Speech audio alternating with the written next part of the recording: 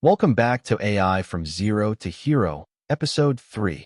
If you've been following this series, you now know what AI is, where it came from, how it changed the world, and how machine learning teaches computers from examples. Today, we go inside the machine. We're covering deep learning and neural networks. This is the technology that powers ChatGPT, Face ID, Google Translate, YouTube, self-driving cars, cancer detection, voice assistants. Basically, everything impressive that AI does today runs on deep learning. And by the end of this video, you'll understand exactly how it works. No PhD required. Let's get into it. Let me start with something you probably do 10 times a day without thinking about it. You pick up your iPhone. You glance at it. It unlocks. But wait, how? You might think it's just checking a photo of your face. But it's so much more sophisticated than that. Here's what actually happens. Step 1. Your iPhone fires 30,000 invisible infrared dots onto your face. Yes, 30,000 dots. You can't see them, but the phone's camera can. Step 2. Those dots create a precise 3D depth map of your face, the exact distance between your eyes, the shape of your nose, the curve of your cheekbones. Step 3. A deep learning neural network analyzes that depth map and compares it to the stored model it built when you set up Face ID. Step 4. If it matches, the phone unlocks in under 1 millisecond. And here's what makes it remarkable. It works in the dark. It works with glasses on. It works with a beard you didn't have when you set it up. It works at different angles. It achieves 99.99% accuracy. That is deep learning in action.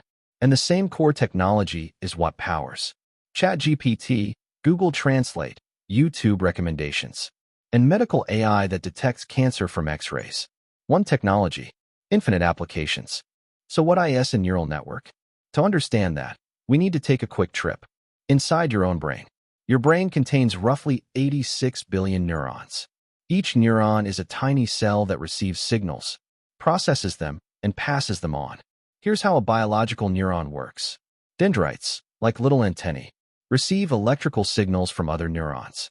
If those combined signals are strong enough, the neuron fires. It sends an electrical signal down its axon to the next neuron, and neurons connect to each other through synapses. Your brain has roughly 100 trillion synaptic connections. That's the network, billions of neurons, each passing signals to thousands of others, organized in layers from sensory input, all the way to your motor responses. Now, an artificial neural network works on exactly the same principle. Instead of biological neurons, you have mathematical functions, artificial neurons. Each one receives numbers as inputs. Each input has a weight, a measure of how important it is. All the weighted inputs are added up. Then an activation function decides, should this neuron fire? If yes, its output passes to the next layer. Same concept, pure mathematics. And when you connect millions of these artificial neurons in layers, you get a neural network. One of the most powerful computing structures ever created by humans. Now let's talk about layers, because this is what makes deep learning deep. Look at the diagram on screen. A neural network has 3 types of layers. The input layer receives the raw data. For an image recognition system, this is every pixel in the image, represented as numbers. The hidden layers are where all the magic happens. These layers progressively find more complex patterns. Hidden layer 1 might find edges in the image. Hidden layer 2 combines edges into shapes. Hidden layer 3 combines shapes into features. Like, this looks like an eye, or this looks like a wheel. And the output layer gives you the final answer. This is a cat. Or 95% confident this is a tumor. Now here's the key question. What makes it deep? In traditional machine learning, there might be 0 or 1 hidden layer. Deep learning uses tens or even hundreds of hidden layers. The word deep literally refers to the depth, the number of hidden layers. More layers equals more abstraction equals more power. GPT-4, the model behind ChatGPT, has 96 layers. Your Face ID model on iPhone has about 40 layers. Each layer learns a different level of complexity, and together, they can understand almost anything. Okay, so we have millions of neurons and layers. But how does the whole thing actually learn? This is where it gets really fascinating. Let me walk you through the 4-step learning process. Step 1. The forward pass. You feed the network a photo of a cat. The pixel values flow forward through every layer. Each neuron processes its inputs and passes outputs forward. At the end, the network makes its first guess. I think this is a dog. 73% confidence. It's wrong. It was a cat. Step 2. Calculate the error. We compare the guess, dog, 73%, to the correct answer, cat. The difference is called the loss or the error. The network was completely wrong. Error equals 73%. Step 3. Backpropagation. Now here's the genius part. That error gets sent backwards through the entire network. Every single connection in the network asks, did I contribute to that mistake? The connections that led to the wrong answer have their weights adjusted, made slightly smaller. The connections that pointed in the right direction have their weights increased. This adjustment is tiny, almost imperceptible, but it makes the network slightly smarter. Step 4. Repeat. Millions of times. You do this exact process with 1 million cat photos, 1 million dog photos. Each time, the weights get adjusted. Each time, the network gets slightly more accurate. After enough repetitions, the network starts getting cats right, then dogs, then breeds of dogs, then age of the dog, emotion of the dog. This 4-step cycle is called gradient descent with backpropagation, and it is the engine behind every single deep learning model in existence. The network literally teaches itself from mistakes, just like you and I do. Let me bring this to life with a real-world example that affects billions of people every day. YouTube recommendations. YouTube serves 500 hours of video uploaded every minute, and its deep learning recommendation system is responsible for 70% of all watch time on the platform. How does it decide what you watch next? It analyzes 6 key signals about you. Number 1. Watch time. Did you watch 90% of a video or bail after 10 seconds? Both of these are powerful signals. Number 2. Engagement. Did you like, comment, share, or subscribe after watching something? Number 3. Rewatch behavior. Did you come back to a video the next day? Did you replay a specific segment multiple times? Number 4. Your profile.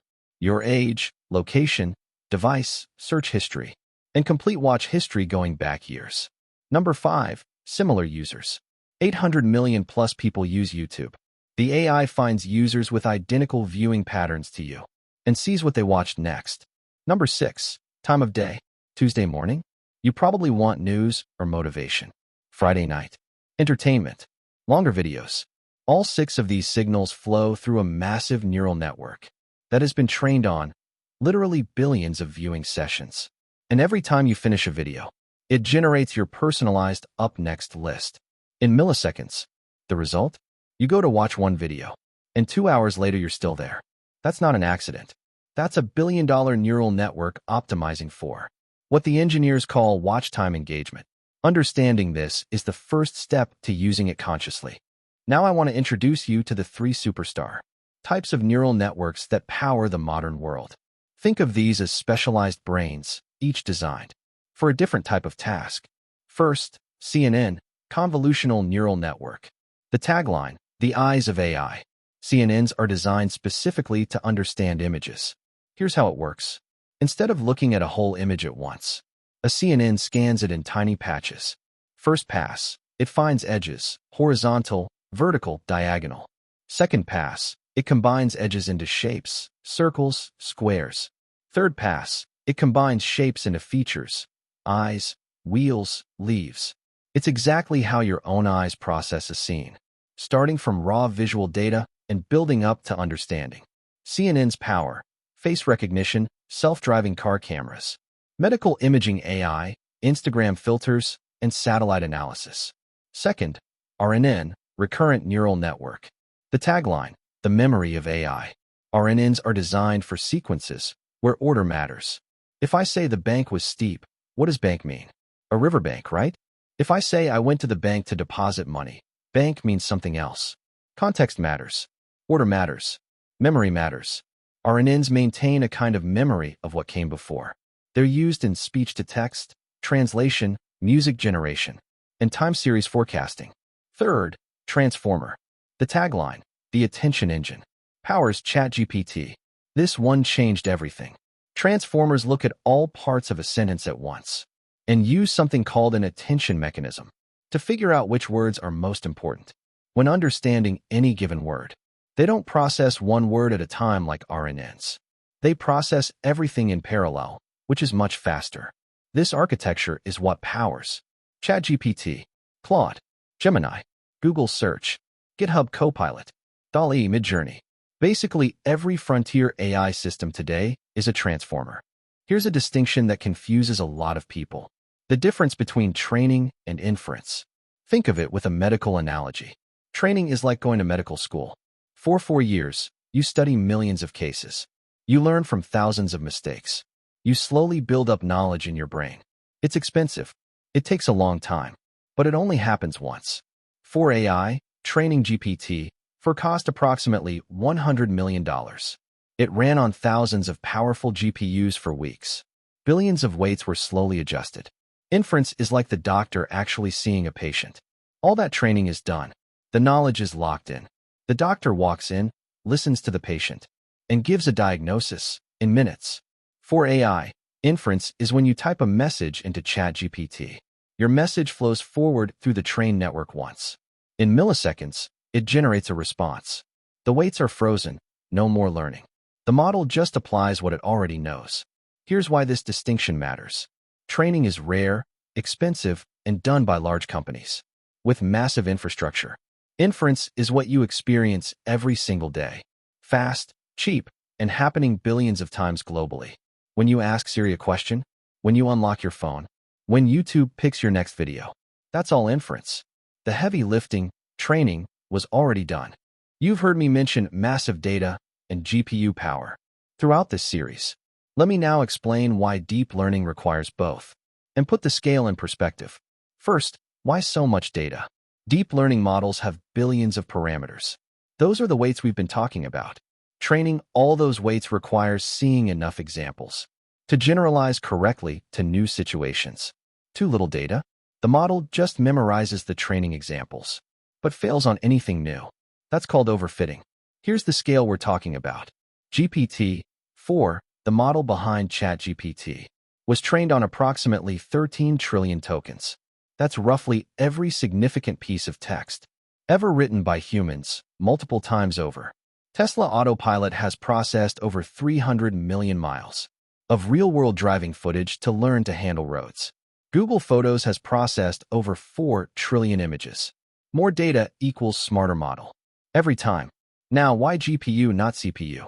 Think of a CPU, your normal computer processor, as a brilliant chef, incredible at complex, multi-step recipes, but cooking one dish at a time. Very sequential. A GPU is like a factory with 10,000 workers. Each worker can only do one simple task, but together, they produce in parallel at massive scale. Deep learning training is essentially billions of matrix multiplications, the same simple operation, over and over, simultaneously. That's exactly what GPUs were designed for. The most powerful AI training chip right now is the NVIDIA H100. Each one costs around $30,000. The biggest AI training runs use thousands of them simultaneously. This is why only a handful of companies, Google, Microsoft, Amazon, Meta, can train the largest frontier models. The rest of us use the models they've already trained. Before we close, I want to keep it real with you. Deep learning is extraordinary, but it fails, sometimes in ways that are funny, and sometimes in ways that are genuinely concerning. Let me share 4 real examples. Number 1. The panda versus gibbon problem. Researchers at OpenAI took a photo of a panda. A deep learning model correctly identified it, no problem. Then they added tiny amounts of invisible noise to the image, changes too small for any human to see. The model then classified the panda as a gibbon with 99% confidence. The image looked identical to us, but the AI's perception was completely fooled. These are called adversarial attacks, and they're a real security concern for self-driving cars and surveillance systems. Number 2. Tesla's white truck problem. In 2016, a Tesla on autopilot failed to detect a white truck crossing the highway. The model had a gap in its training. It struggled to distinguish a white truck from a bright sky in certain lighting conditions. Real-world consequences. A tragedy. Number 3. Google Photos. In 2015, Google Photos automatically tagged photos of black people as gorillas. The training data didn't have enough diversity. The model built in a horrific bias. This is a permanent reminder that data diversity is not optional, it's ethical. Number 4. The CEO voice scam. In 2019, criminals used AI voice cloning to perfectly replicate the voice of a company CEO, using only 3 minutes of audio from YouTube interviews. They called the company's CFO, speaking in the CEO's voice, and transferred €220,000 before it was detected. Deep learning is a tool. Like all powerful tools, it can be used for good, and it can be misused.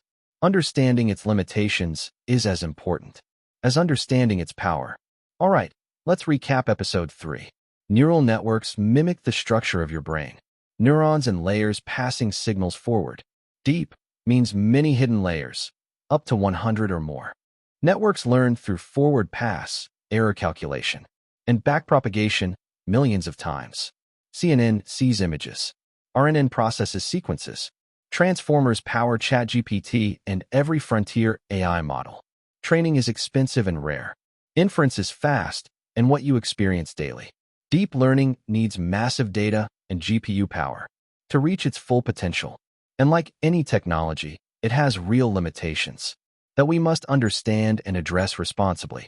In episode 4, we dive into NLP, natural language processing.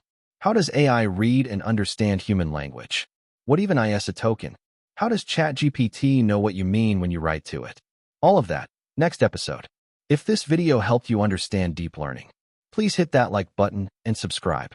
Drop a comment below which application of deep learning impressed you most today? Face ID, YouTube recommendations, or the CNN/RNN/Transformer breakdown. I'll see you in episode 4. Keep going, you're doing amazing.